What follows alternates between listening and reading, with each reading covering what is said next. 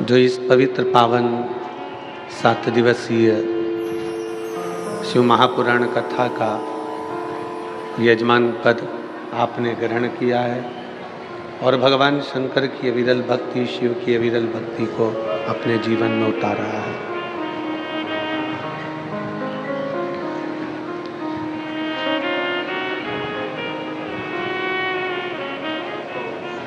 जिंदगी में कभी दुख ना आए यह असंभव है। संसार सागर में अगर आपका और हमारा जन्म हुआ है, मृत्यु लोक में आप और हम अगर जन्मे हैं, आपका और हमारा जन्म यदि संसार सागर में हुआ है तो ये निश्चित है कि जिंदगी में दुख तो आना ही है, तकलीफ तो आना ही है। जिंदगी में कभी दुख ना आए यह असंभव है, पर दुख में भी मनुष्य यदि मुस्कुरा जाए तो यह संभव हो सकता है कि दुख कट सकता है, दुख समाप्त हो सकता है। एक चेहरे की मुस्कुराहट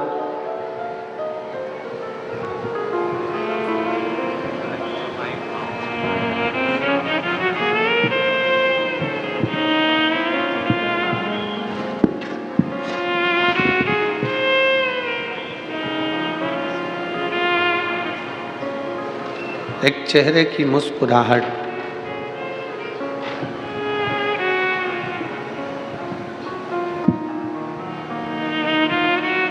आपके जीवन के सारे दुखों को समाप्त कर सकती है, आपके जीवन के सारी तकलीफों को समाप्त कर सकती है। मनुष्य की देह है, मानव का शरीर है और इस मानव के शरीर में, मनुष्य की देह में भगवान की अविरल भक्ति उस दुख को समाप्त करने में भगवान शंकर की, राम की, कृष्ण की भक्ति हमें बल प्रदान करती है, हमें बल देती है।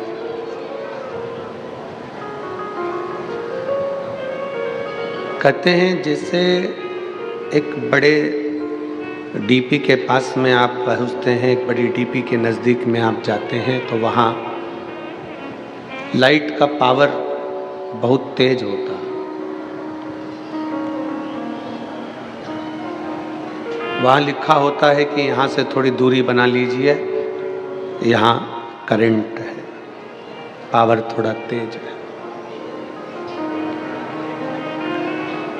और वहाँ से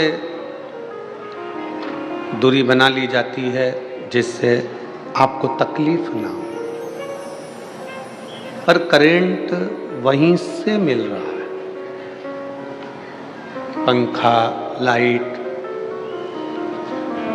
बल्ब, ट्यूबलाइट, ये सब वहीं से चल रहा है। शिव महापुराण की कथा कहती है कि शिव महापुराण वो जनरेटर है, शिव महापुराण की कथा वो डीपी है, शिव महापुराण की कथा वो बल है जो एक बार कथा के पंडाल में जाकर बैठ जाता है, उसको वो करंट मिलना प्रारंभ हो जाता है और वो भी जिंदगी में आगे बढ़ जाता है।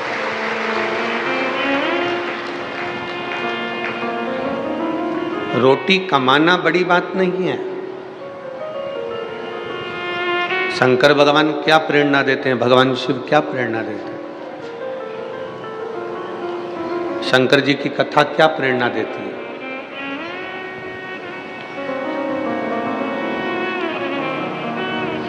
भगवान नारायण का परिवार यदि आप देखेंगे तो लक्ष्मी और नारायण जी आपको दर्शन देते हैं।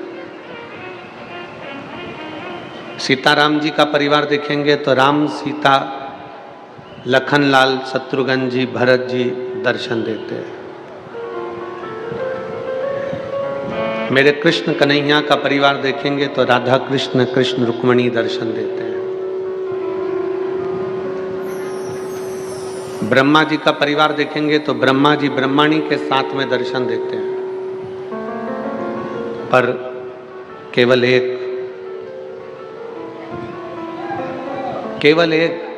देवाधिदेव महादेव का जो परिवार है वो कभी अकेले दर्शन नहीं देते।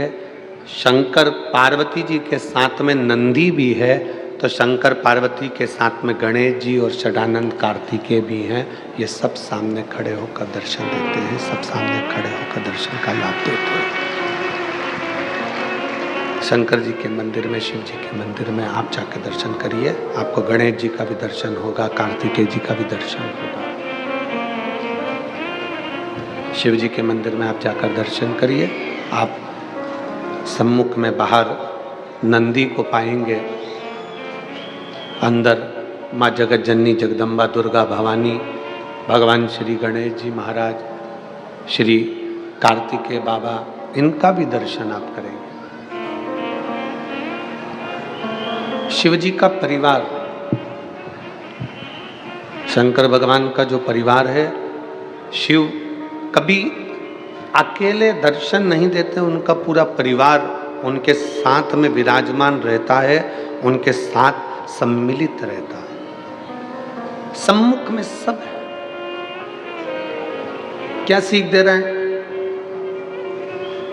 भगवान शंकर की कथा हमको सीख क्या दे रही है? शिव जी की कथा, शिव महापुराण, भगवान शंकर का पावन चरित्र, भगवान शंकर की पवित्र कथा हमको क्या सीख देती है? हमें क्या सीख प्रदान कर रही है?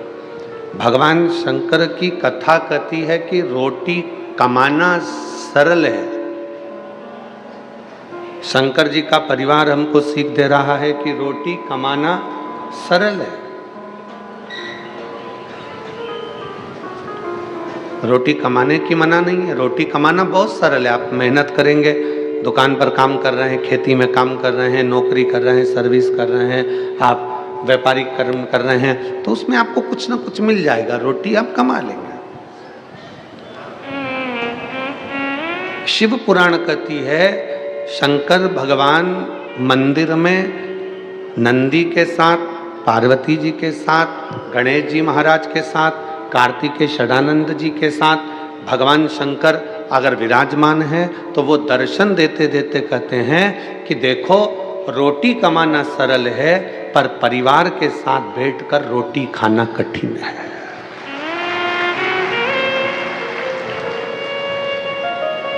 ये शिव महापुराण की कथा कर रही है। ये मग से चल रहा है तुम्हारे, खड़े होकर सुनो आशीष, आके यहाँ पर। शिव महापुराण की कथा कहती है कि रोटी तो कमाना उधर के रोटी कमाना सरल विषय है, रोटी कमाना कठिन विषय नहीं है, रोटी कमाना सरल विषय है। पर रोटी कमाना सरल है, पर रोटी को परिवार के साथ बैठकर, परिवार के साथ मिलकर, परिवार के साथ खाना कठिन विषय है, बहुत कठिन विषय है कि आप रोटी परिवार के साथ बैठकर खा सकें। ऐसे भी बक्से किस काम के कि कान लगाकर सुनना पड़ रहा हो।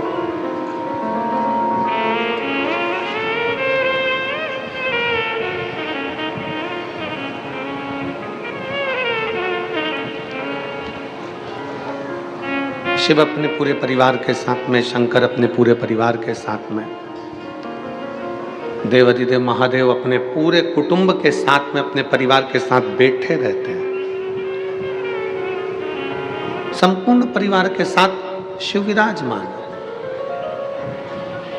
संपूर्ण परिवार के साथ भगवान देवाधिदेव महादेव विराजमान है, और संपूर्ण परिवार के साथ विराजमान होकर ये हमें प्रेरणा दे रहे हैं। परिवार के साथ रहकर वो हमको प्रेरणा दे रहे हैं कि आप कहीं पर भी जाकर कमा सकते हो, आप कहीं पर भी जा सकते हो, कैसे भी कमाई कर सकते हो, कैसे भी कमाकर ला सकते हो। पर सबसे कठिन, रोटी कमाना कठिन विषय नहीं है। शिव कथा कहती है कि परिवार के साथ में बैठकर पत्नी, बच्चे, माता, पिता, भाई बंधु इनके साथ बैठकर रोटी खाना कठिन विषय है, ये कठिन है।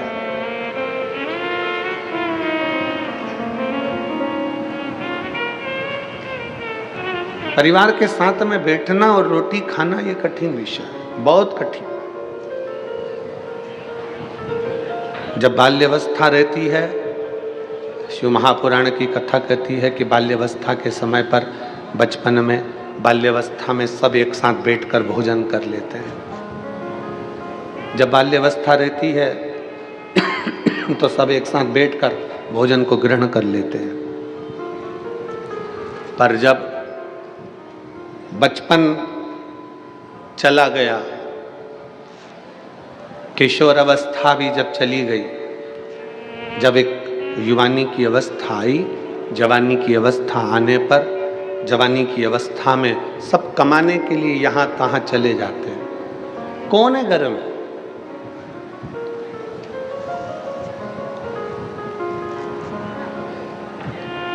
कौन कौन घर में विराजमान है?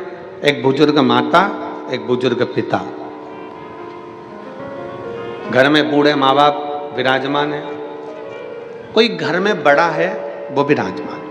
बच्चे कहाँ हैं? हम आपसे पूछें, इतनी लाखों की संख्या में आप लोग आए हुए हो शिव महापुराण की कथा श्रवण करने के लिए, और आस्था चैनल पर और फेसबुक यूट्यूब पर भी लाखों शिव भक्त शंकर जी की इस पवित्र कथा का लाभ ले रहे हैं। लाखों शिव भक्त भगवान शंकर की इस पवित्र कथा का लाभ ले रहे हैं, और लाखों लाख भक्त इस पावन सिरपुर की भूमि में, इस कथा के मंडप में और कथा के मंडप के बाहर बैठे हुए हैं लाखों शिव। अब आपसे अगर कोई पूछे कि सत्यता में बताना कि आपके कई माताएं यहाँ पर बैठी हैं जिनका बेटा कहीं दूसरी जगह जॉब कर रहा, बेटी शादी हो गई चले गए, बेटी का जॉब लग गया, बेटे का जॉब लग गया, बेटे की नौकरी लग गई, बेटी की नौकरी लग गई, सब अपने अपने जगह पर सेटल हो गए, सब अपनी अपनी जगह पर सेट हो गए, सब अपनी अपनी। घर में कौन है? घर में कौन विराज रहा है? एक बुजुर्ग माता और पिता और घर के बड़े, सब घर के अंदर है। कब इकट्ठे हुए? जब दीपावली आई तब एकत्रित हो गए, छठ आई तब एकत्रित हो गए, पोला का त्योहार आया सब एकत्रित हो गए। उसके सिवाय तो सब अपने अपने भ्रमण में लगे हुए हैं, अपने अपने घूमने में लगे हुए हैं, अपने कार्य में लगे हुए हैं। पर शिव महापुराण की कथा, भगवान शंकर की कथा, ये आपको और हमको प्रेरणा देती है। शिव महापुराण की कथा, भगवान शंकर की कथा आपको और हमको प्रेरणा देती है। शंकर की ये पवित्र कथा आप और हमको प्रेरणा देती है कि जैसे शंकर भगवान माता पार्वती के साथ विराजमान है, जैसे शंकर भगवान अपने पुत्र श्री गणेश जी महाराज के साथ विराजमान है, जैसे शंकर भगवान अपने पुत्र कार्तिकेय जी के साथ विराजमान है, जैसे शंकर भगवान अपने सखा मान लो, शिव का अंश मान लो, शंकर का सारथी मान लो, नंदी के रूप में विराजमान है, उसी तरह शिव महापुराण की कथा कहती है कमाओ मना नहीं है, खूब कमाओ मना नहीं, पर शिव पुराण की कथा कहती है कि कुछ समय ऐसा निकालो कि आप अपनी पत्नी, अपने बच्चों और अपने परिवार के साथ बैठकर 2 रोटी चैन की खा सको, तो समझना कि तुम्हारा कमाना सार्थक है। तो तुम समझो कि तुम्हारा कमाना सार्थक है। और मैंने तेरे ही भरोसे बाबा, तेरे ही भरोसे हवा विच उड़ती जावांगी बाबा, डोर तो छड़ी ना मैं कटी जावांगी, भोले मैं तेरी पतन शंभु मैं तेरी पतन हवा विच उड़ती जावांगी बाबा, डोर तो छड़ी ना मैं कटी जावांगी। कमाने की मना नहीं, खूब कमाओ, जाने की मना नहीं, खूब जाओ। नौकरी करने की मना नहीं, खूब नौकरी करो, बल्कि तुम और 4 चौगुनी उन्नति करो। धन वैभव की मना नहीं है, धन संपदा वैभव तुम्हारे यहाँ 10 गुना बढ़े। अभी जितना है तुम्हारे घर में, मेरा भोलेनाथ कुबेर भंडारी तुम्हारे यहाँ इतना भंडार भर दे कि तुम्हारा आनंद ही आनंद हो जाए, कोई मना नहीं। सब कुछ तुम्हारे यहाँ हो जाए, गाड़ी भी हो जाए, बंगला भी हो जाए, सामान भी हो जाए, दौलत भी हो जाए, बहू भी आ जाए, पोता पोती भी हो जाए, नानी भी बन जाओ, दादी भी बन जाओ, सब कुछ हो जाए। पर एक निवेदन है, ये सबके साथ में एक बाबा ऐसी भी कृपा करना कि हमारा पूरा परिवार एक जगह पर बैठकर भोजन करे और सब स्वस्थ और खुश रहे।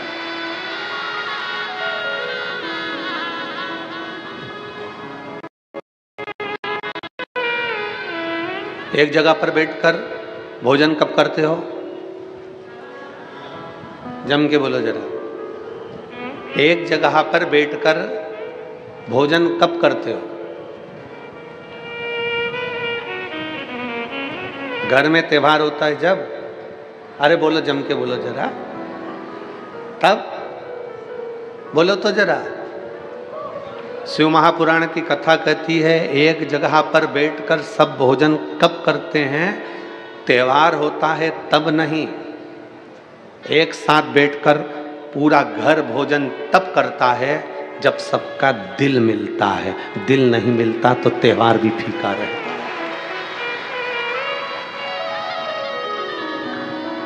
अगर दिल नहीं मिला तो त्योहार भी फीका है। कौन भोजन करने बैठेगा? कौन आएगा? किस लिए आएगा? क्यों एकत्रित होंगे? क्यों आएंगे? सब एकत्रित हुए हैं, मतलब सबका हृदय मिला है, सबका दिल मिला है, सबका हृदय एकत्रित हुआ है, मिल गया।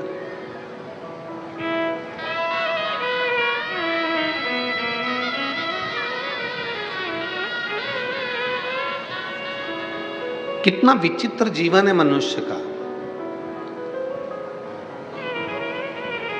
जब बच्चे रहते हैं, 4-5 साल की तुम्हारी उम्र रहती है, तब पिताजी बहुत अच्छे लगते हैं। मेरे पापा बहुत बढ़िया। 10 साल की उम्र होती है, मेरे पापा बहुत अच्छे हैं, बहुत बहुत ज्ञानी है मेरे पिताजी। 15 साल की उम्र होती है, तब भी कहते हैं कि मेरे पिताजी बहुत अच्छे हैं और बहुत ध्यान रखते हैं।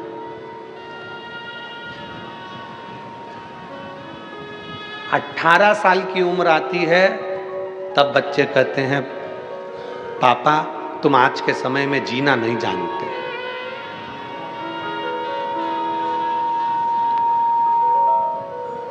पापा तुम आज के समय में जीना नहीं जानते। 25 वर्ष की उम्र होती है और बच्चे कहते हैं, पापा तुम आज के कल्चर के नहीं हो और तुम इतनी चिड़चिड़ करने लगे कि मैं परेशान हो गया हूं तुमसे।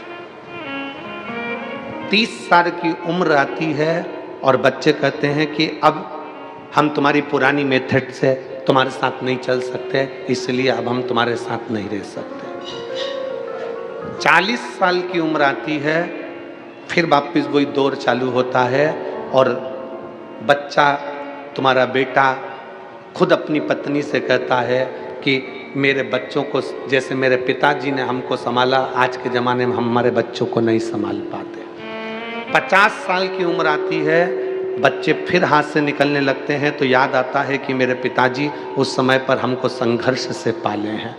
60 साल की उम्र आती है, तब हम अपने पत्नी के सामने अपने बच्चों से कहते हैं कि एक हमारे पिताजी थे, इतना संयम, इतना नियम रखते थे और हमको पाल पोस कर बड़ा कर दिया।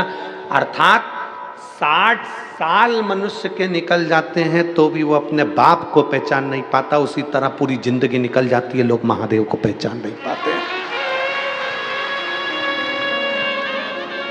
60 साल की जिंदगी मनुष्य निकाल देता है और अपने पिता को नहीं पहचान पाता। पिता कब तक अच्छा लगता है? जब तक वो डांटे ना। पर पिता की डांट, गुरु की डांट और सुनार की हथौड़ी, पिता की डांट, गुरु की डांट और सुनार द्वारा पीटा गया सोना एक ना एक दिन आभूषण बन जाता है, वो आगे बढ़ जाता है। अगर पिता डांट रहे हैं, पिता अपशब्द कह रहे हैं, पिता ताने दे रहे हैं, पिता गाली दे रहे हैं, पिता अपशब्द कह रहे हैं, तो ये मानकर चलना कि तुम्हारी जिंदगी कुछ अच्छी बनने वाली है। तुम्हारे गुरु ने तुमको डांट दिया, गुरु ने अपशब्द कह दिया, गुरु ने ताना दे दिया, गुरु ने आड़ा टेढ़ा कह दिया, समझ लेना कि तुम्हारी जिंदगी बनने वाली है।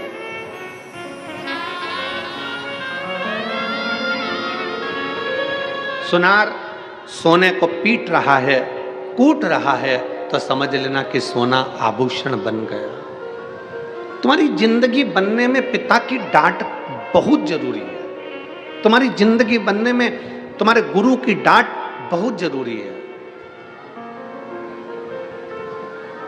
पर हम हमारे पिता को जान नहीं पाते।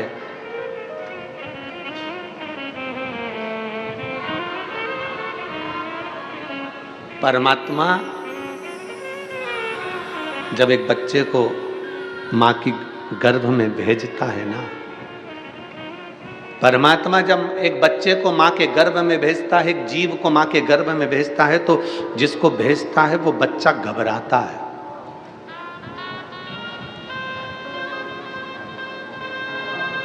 वो घबराता है।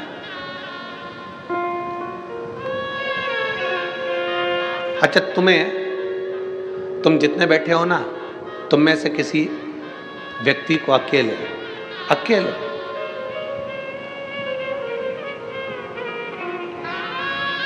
कश्मीर भेज दिया जाए,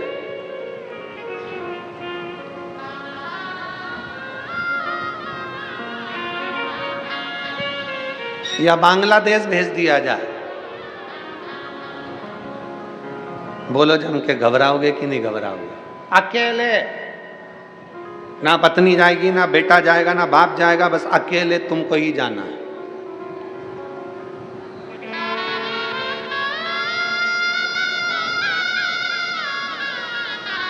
केवल स्वयं को जाना। बोलो घबराहट होगी कि नहीं होगी? जम के तो बोलो जरा। अरे मेरे साथ कोई तो जाए कम से कम, मैं अकेला।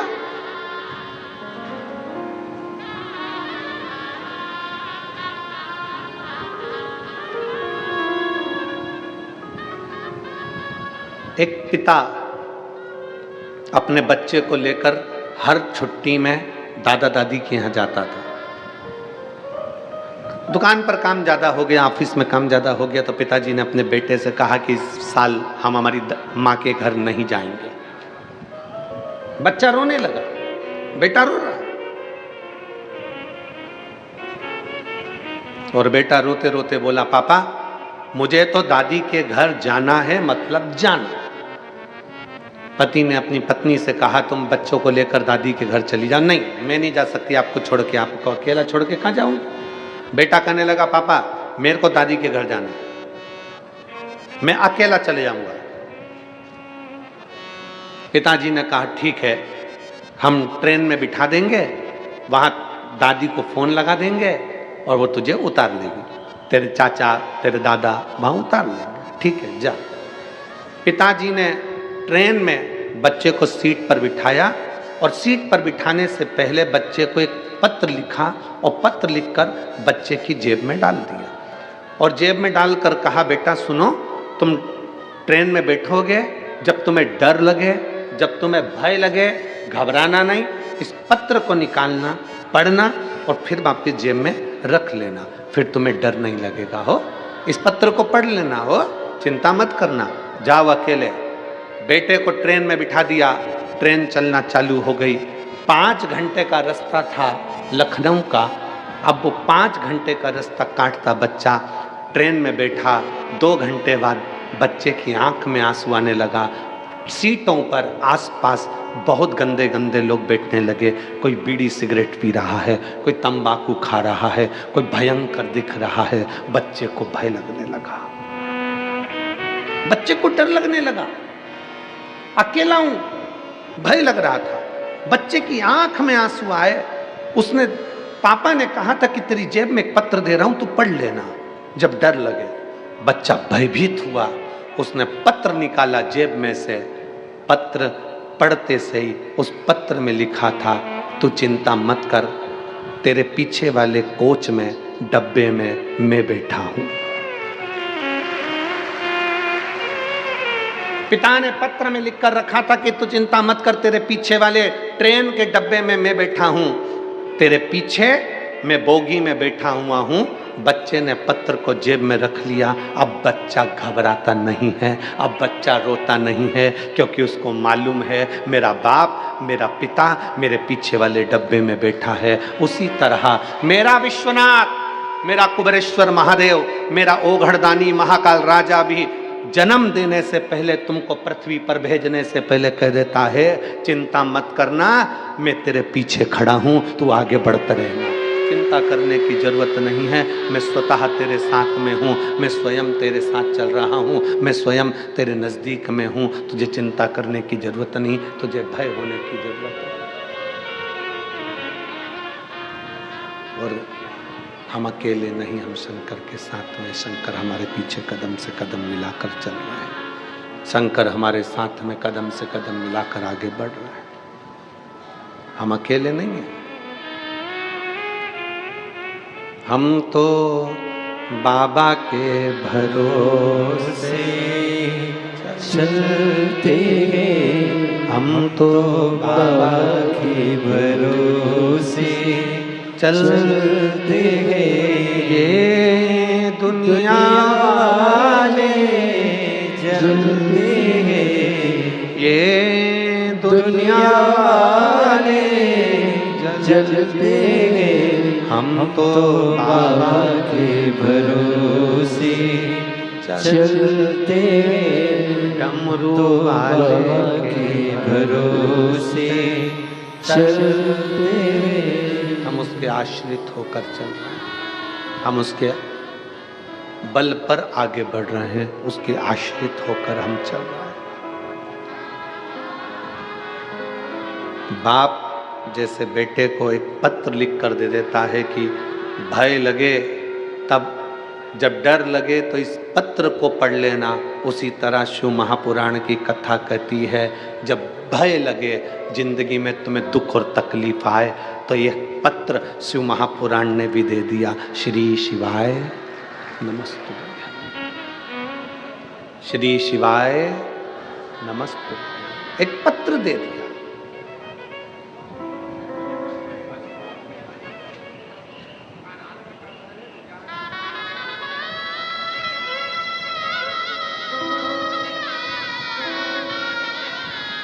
कल हम जब यहाँ से गए, जिनके यहाँ ठहरे हैं वहाँ पर बाहर बहुत सारे लोग खड़े थे, उसमें से एक बोलता है, गुरुजी मेरी गाड़ी बड़ी तकलीफ देती है,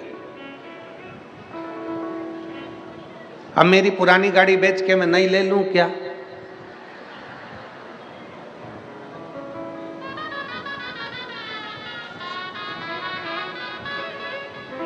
हमने उससे कहा, हम ज्योतिषी नहीं जानते कि हम तू नई ले कि पुरानी ले, हम तो इतना जानते हैं कि बंद गाड़ी को भी चला सकता है श्री शिवाय नमस्तुभ्यम। तेरी बंद गाड़ी के ऊपर भी अगर तूने दिल से लिख दिया श्री शिवाय नमस्तुभ्यम, तेरे ऑटो के ऊपर भी लिख दिया श्री शिवाय नमस्तुभ्यम, तेरी मोटरसाइकिल पर भी लिख दिया श्री शिवाय नमस्तुभ्यम, तो ये हमारा विश्वास कहता है कि वो अटकेगी नहीं, बढ़ ही जाएगी, आगे निकल ही जाएगी। इतना विश्वास शंकर देते हैं शिव महापुराण की विद्येश्वर संहिता में कि ये मैं जो दे रहा हूं ये साधारण नहीं है, मैंने लिखकर पर्ची तेरी जेब में डाल दी।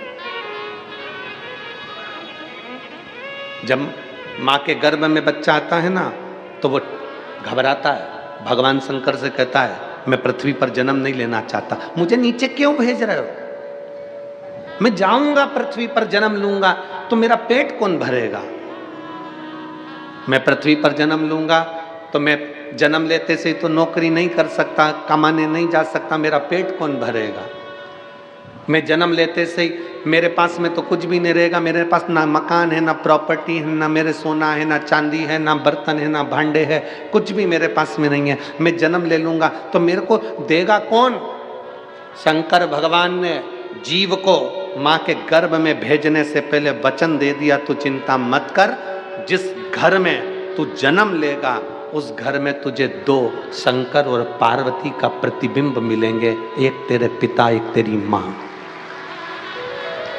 शंकर और पार्वती का प्रतिबिंब, शंकर पार्वती का स्वरूप मिलेंगे तेरे घर में, तेरे पिता और तेरी माँ। जब तक तू नहीं कमाएगा, जब तक तू छोटा रहेगा, माँ तुझे स्तनपान कराकर बड़ा कर देगी, बड़ा हो जाएगा माँ रोटी खिलाकर बड़ा कर देगी, समय आएगा माँ कपड़े भी पहनाएगी। तेरे पास में दो फरिश्ते शंकर पार्वती तेरे माता पिता ऐसे हैं जो तेरे को पूरा 25 साल तक खिलाकर बड़ा कर देंगे, 30 साल तक खिलाकर बड़ा कर देंगे। यहाँ तक ऐसे फरिश्ते हैं माता पिता कि वो प्रॉपर्टी भी तुझे देंगे, मकान भी तुझे देंगे, अपनी चेन भी देंगे, अंगूठी भी देंगे और सब कुछ तुझे देंगे। वो शंकर पार्वती जैसे माता पिता तेरे घर में है। बस तू एक काम करना, उन फरिश्तों का कभी दिल मत दुखाना, नहीं तो शंकर का दिल दुख जाएगा। अपने माता पिता का दिल ना दुखाइए। जिस घर में माँ बाप की इज्जत नहीं होती, उस घर में देखना कभी बरकत नहीं होती। जहां माता पिता हैं समझ लेना कि वो फरिश्ते तुझे मिले हैं कि तुझे कुछ नहीं करना है। तू रो रहा है, माँ दूध पिलाएगी, तुझे जाना है, माँ कपड़े पहनाएगी। इससे बढ़कर और कौन मिलेगा तेरे को कि तेरे गंदगी भी माता पिता साफ करेंगे, तुझे यहाँ तक साथ ले लेके डोलेंगे, तुझे खिलाएंगे पिलाएंगे, बड़ा करेंगे, तेरे ऊपर खर्चा पे खर्चा करेंगे और आखिरी में पूरी प्रॉपर्टी भी तुझे देंगे, मकान भी तुझे देंगे, जमीन भी देंगे, जेवर भी देंगे। तुझे कुछ नहीं करना है, तुझे तो केवल एक काम करना है कि मृत्यु लोक में अगर तेरा जन्म हुआ है तो कर्म अच्छा कर लेना। कर्म अच्छा कर लेगा तो जिंदगी में आगे फिर कुछ अच्छा मिल जाएगा।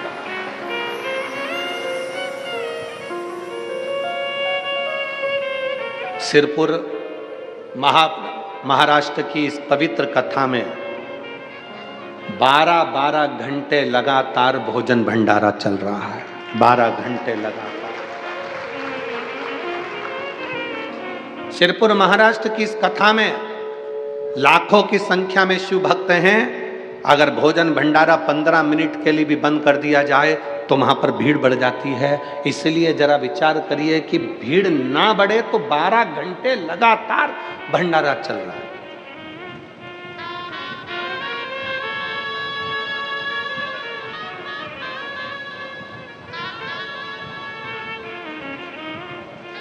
और मैं भंडारा चलाने वालों से विनती करूंगा, आप अपने दिल पर हाथ रखकर बोलना, भंडारे में चलाने वाली मां अन्नपूर्णा, चलाने वाला मेरा कुबेर महादेव, कुबेरेश्वर महादेव भंडारी बैठा हुआ है।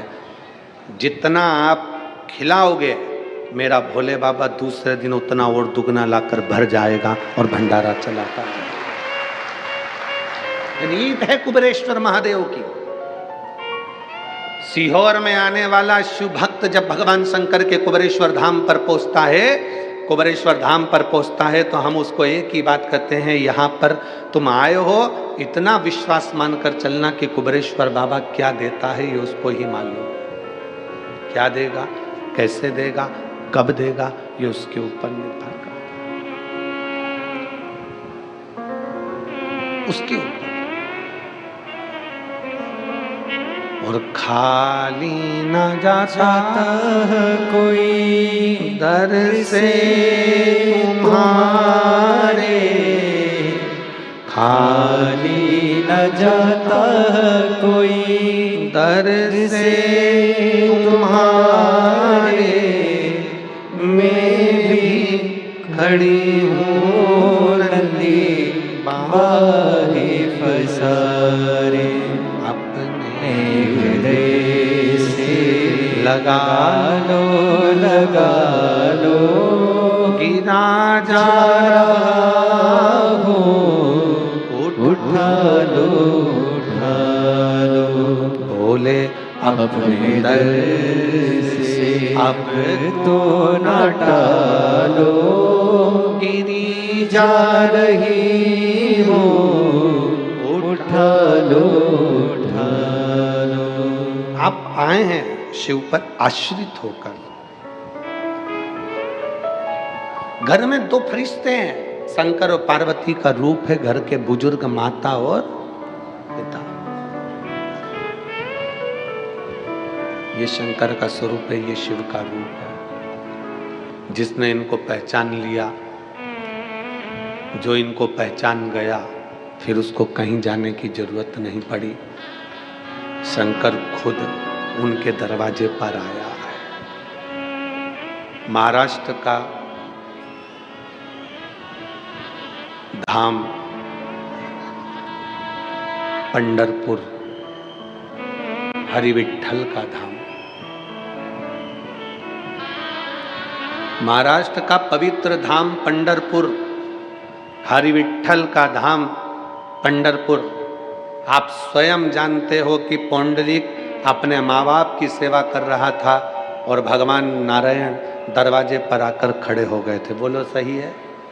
माँ बाप की सेवा कर रहे थे और दरवाजे पर हरि विठ्ठल आकर खड़े हो गए थे और पौंडलिक से कहते हैं कि तेरे दरवाजे पर बहुत सारी गंदगी कीचड़ पड़ा है, क्या करूं, कैसे खड़े हों। तब एक ईंट बाहर फेंक दी और उस ईंट पर कमर पर हाथ रखकर मेरे हरि विठ्ठल खड़े हो गए अपने भक्त को दर्शन देने। जिनके मस्तक पर, जिनके सिर पर, जिनके मस्तिष्क पर स्वयं शंकर भगवान विराजमान, स्वयं शिवलिंग, स्वयं शंकर जिनके मस्तक पर विराजमान।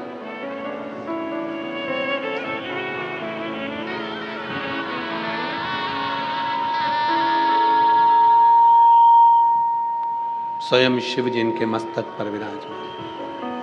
अगर माता पिता की सेवा आप कर रहे हैं, माता पिता को श्रेष्ठ मान रहे हैं, माता पिता को श्रेष्ठता दे रहे हैं, तो शिव आपके मस्तक पर है,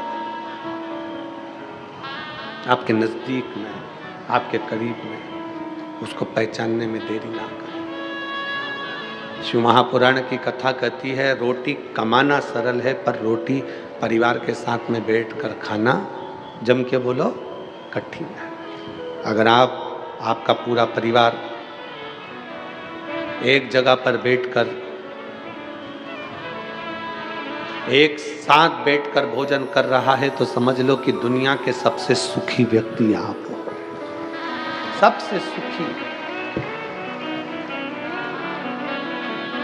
पानी में गिरने से कोई मरता है? जम के बोलो जरा, मरता है कि नहीं मरता?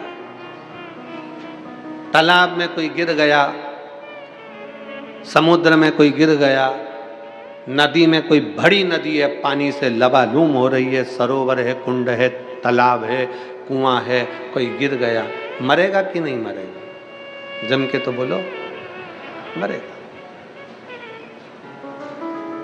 पर ईमानदारी से बोलो जरा, पानी में गिरने से कोई मरता है?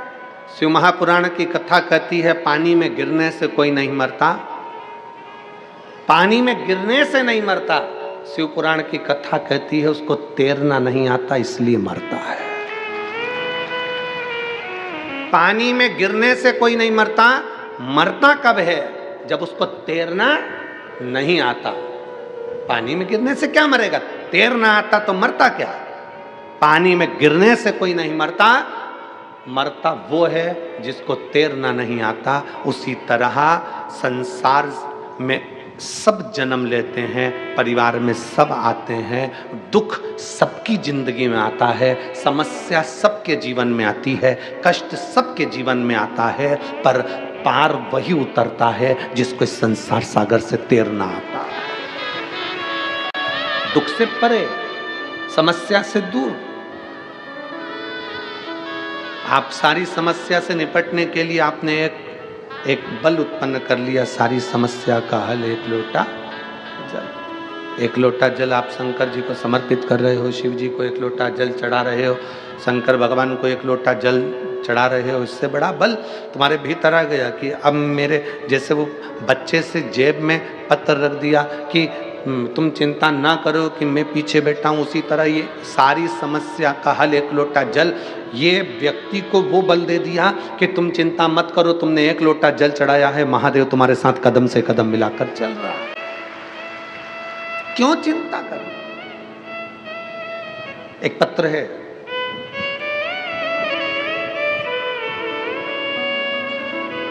मैं मनाली शुभम अग्रवाल सोनगढ़ गुजरात से लिखती हूँ, कहीं बैठी हो तो एक बेलपत्र लेने के लिए आ सकते हैं। मैं मनाली शुभम अग्रवाल सोनगढ़ गुजरात से लिखती हूँ।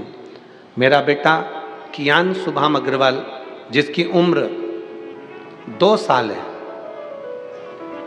जो हनुमान जयंती तक एकदम अच्छा था, खेलता कूदता रहता था, जो एकदम से 2-3 दिन के बाद धीरे धीरे बीमार पड़ने लगा।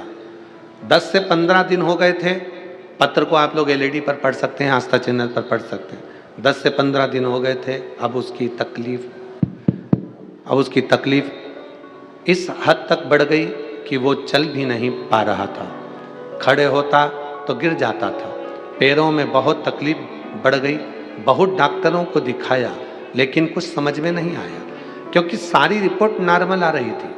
सूरत के डॉक्टर ने एडमिट किया, एमआरआई, ब्लड रिपोर्ट सब कुछ नॉर्मल था, लेकिन कियान चल भी नहीं पाता था और गिर जाता था।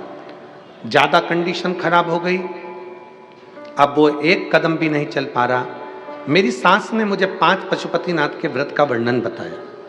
जैसे ही पशुपतिनाथ के व्रत का वर्णन बताया, मैं करने के लिए तैयार हुई, पर 2 दिन बाद एक रिपोर्ट आई। रिपोर्ट में मालूम पड़ा कि मेरे बच्चे को जीबीएस पॉजिटिव आया है।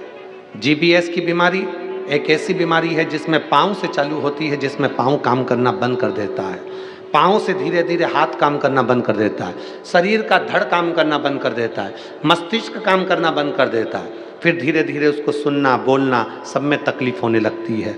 मेरा बच्चा पलंग पर ही पड़ा रहता, ना उठ पाता, ना बैठ पाता, ना चल पाता, गिर जाता। परेशान हो गई। बच्चे को इस हालत में देखकर डॉक्टर कहता है कि 10 लाख बच्चों में से किसी एक बच्चे को ये वाली बीमारी होती है। हम परेशान हो गए। तब हमारी बहन ने कहा तुम चिंता मत करो, मैं सीहोर जाती हूँ, वहाँ से रुद्राक्ष लाती हूँ। सीहोर गई, वहाँ से रुद्राक्ष लाई। हॉस्पिटल में इलाज चलता रहा, पर डॉक्टर ने कहा इसका इलाज का कोई हल नहीं है। बच्चे को हम घर ले आए। डॉक्टर ने मना कर दिया कि इसका कोई हल है ही नहीं, ये बच्चा ये बीमार रहेगा, उठ नहीं पाएगा। तब हमने रुद्राक्ष का जल लाकर तांबे के कलश में गलाकर शिव जी को चढ़ाना प्रारंभ करा। 3 महीने लगातार हम शंकर भगवान को जल चढ़ाते और वो पिलाते। थेरेपी चालू करवा दी और फिजियोथेरेपी कराते। थेरेपी के साथ में उसको जल पिलाते। अब तो इतना तकलीफ रहने लगा कि उसके शरीर पर भी हम जल लगा देते। करते करते हम 3 महीने निकाल दिए और बाबा ने ऐसी कृपा करी गुरुदेव कि हमने हमारे बच्चे को धीरे धीरे श्री शिवाय नमस्तुभ्यम बोलना सिखाया। जब बच्चे को श्री शिवाय नमस्तुभ्यम बोलना सिखाया, बेलपत्र उसको खिलाना सिखाया, जल उसको पिलाना सिखाया, आज मेरा बेटा वापिस खड़ा हो गया और चलने भी लगा। और डॉक्टर फिजियोथेरेपी वाले डॉक्टर कहते हैं ये जादू कैसे हो सकता है, इस तरह के बच्चों को ठीक होते कभी नहीं देखा। परंतु आज ये बच्चा हमारा चल भी रहा है और बड़े आनंद के साथ खा भी रहा है और बैठ भी रहा है। ये शिव तत्व। कहीं बैठे हो तो एक बेलपत्र लेने के लिए आ सकते हैं। मैं मनाली शुभम अग्रवाल सोनगढ़ गुजरात से हूँ। मेरा बेटा कियान शुभम अग्रवाल, ये पत्र है 2 साल का है, जिसको जीबीएस पॉजिटिव आया था। शिव पर आश्रित, शंकर पर आश्रित, एक विश्वास शंकर के प्रति जागृत करिए।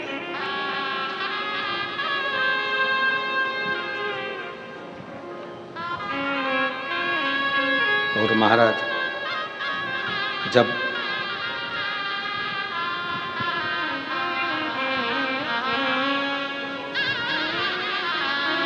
हम एक भरोसा अपने भीतर शंकर के प्रति जागृत करते हैं तो शिव हमारे करीब में आता चले जाता है। अजय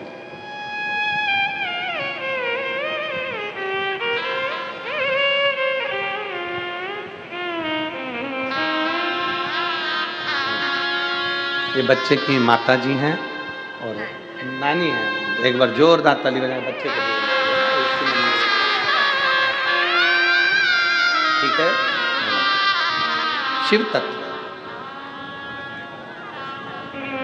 शंकर पर करा भरोसा कभी टूटता नहीं, शिव पर किया गया विश्वास कभी टूटता नहीं है। आप जितना जितना जितना जितना शंकर पर भरोसा करोगे शिव आपके करीब में आता चले जाए। क्या देगा कैसे देगा ये कोई नहीं जान सकता। शिव जी का परिवार ये सिखा रहा है कि सब एकजुट रहिए।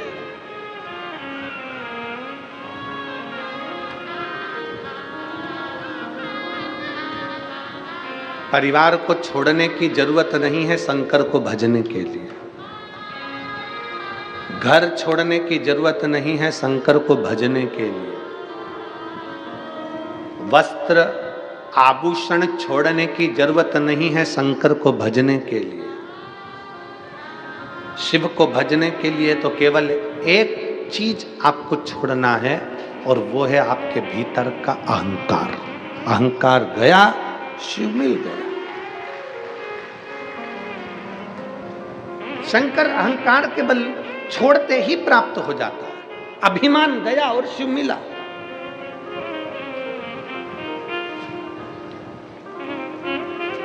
एक राजा की लड़की अपने घर में सन्यासी जैसी रहती, कम भोजन करना, भजन ज्यादा करना। लड़की बड़ी हो गई, पिताजी को लगा मेरी बेटी का विवाह करना, किसके साथ करूं? बेटी से पूछा। एक बाप की सबसे बड़ी दौलत है बेटी, और बेटी का कन्यादान बाप को करना पड़ता। मैं तेरा कन्यादान करना चाहता हूं, मैं तेरी शादी करना चाहता हूं। ठीक है पापा, पिताजी आप मेरा कन्यादान कर दो, आप मेरी शादी कर दो, मना नहीं है, पर एक निवेदन है, मैं सन्यासी जैसी जीवन जीती हूं तो मेरा पति भी सन्यासी होना चाहिए। मेरा पति भी सन्यासी हो। मैं सन्यासी जैसा जीवन जीती हूं तो मेरा पति भी सन्यासी हो। राजा ने देखा एक सन्यासी मिल गया और राजा ने उसके साथ में अपनी बेटी को दे दिया, ब्याह दिया। बेटी शादी कर कर गई कि अब ये भी भजन करेंगे, मैं भी भजन करूंगी, ये भी तप करेंगे, मैं भी तप करूंगी, ये भी साधना करेंगे, मैं भी साधना करूंगी, ये भी भजन करेंगे, मैं भी भजन करूंगी, ये भी कीर्तन करेंगे, मैं भी कीर्तन करूंगी, ये भी मंत्र जाप करेंगे, मैं भी मंत्र जाप करूंगी, ये भी हरि का नाम लेंगे, मैं भी हरि का नाम लूंगी, ये भी स्मरण करेंगे, मैं भी स्मरण करूंगी। अच्छी जोड़ी हो गई, श्रेष्ठ जोड़ी है कि अब भजन में लग गए दोनों, कीर्तन में लग गए दोनों, स्मरण में लग गए। 1.5 महीना निकला, केवल 1.5 महीना, 1.5 महीना निकला। बेटी भी सन्यासी का जीवन जी रही थी और पति भी सन्यासी का जीवन जी रहा। 1.5 महीना निकला और 1.5 महीने बाद बेटी ने देखा कि एक कटोरे के अंदर 4 रोटी रखी है, सूखी रोटी। तो बेटी ने अपने पति से पूछ लिया, सन्यासी से पूछा, ये 4 रोटी कैसे रखी हुई है? ये 4 रोटी किसने रखी है? सन्यासी बोले, ये रोटी मैंने रखी है। क्यों? कल अगर कहीं से अन्न नहीं मिला, कल के लिए ये रोटी, रूखी सूखी रोटी मैंने कर दी। पत्नी अपने पति के हाथ जोड़ ली, हाथ जोड़।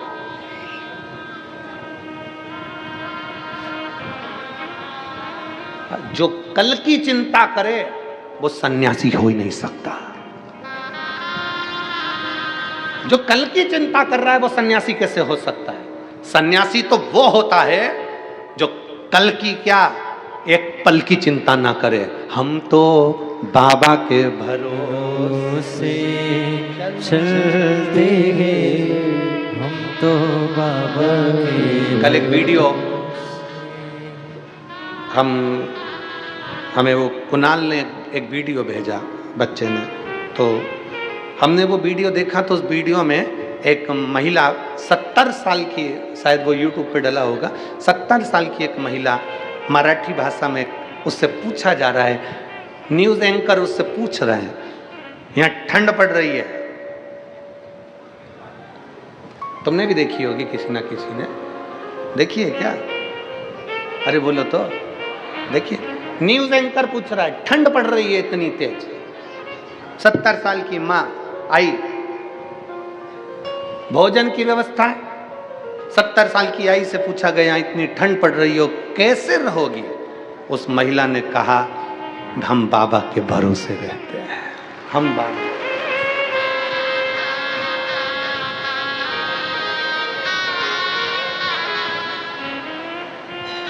कल की चिंता भी ना करें।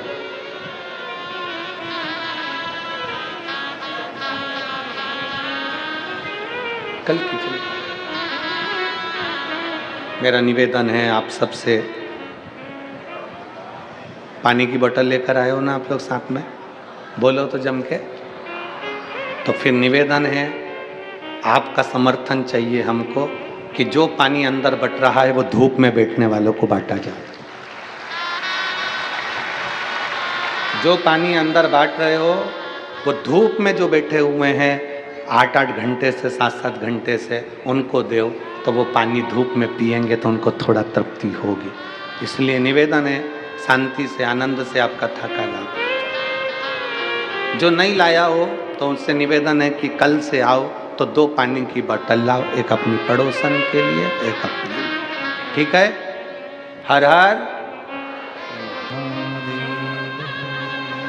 सन्यासन ने हाथ जोड़कर अपने पति से कहा कि जो कल की चिंता करे वो सन्यासी नहीं हो सकता। सन्यासी तो वो होता है जो सब कुछ छोड़कर निकल जाता है अपने बाबा के भरोसे पर कि अब वो संभाल लेगा, वो दे देगा, वो कर देगा। और यहाँ इस पावन कथा के पंडाल में कई मेरी जीजियां, कई मेरे जीजा ऐसे हैं जो सन्यासी जैसा जीवन जी रहे हैं, जो अपने घर से चलते हैं तो भोलेनाथ पर आश्रित होकर चलते हैं, जो कथा में बैठते हैं तो भोले के भरोसे बैठते हैं, जो कथा सुनते हैं तो शिव के भरोसे होते हैं, शंकर के भरोसे।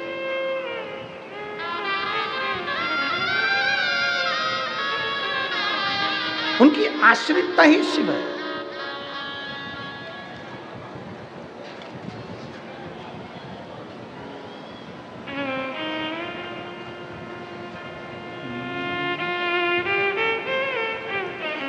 शिव नाम जो उच्चारे सब पाप दोष हैं हारे।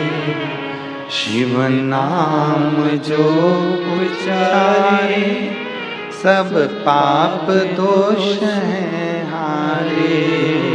दुनिया के सारे हारे तेरे नाम के सहारे।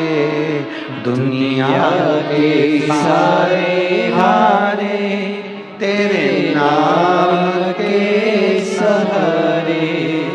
हर दुखिया को तूने, हर दुखिया को तूने कर दिया है भव से पार। हे शंभु सरकार तेरी लीला अपरंपार। तू ही मेरा संसार। भोले कितने सुंदर हो, भोले कितने सुंदर हो। हे शंभु सरकार तेरे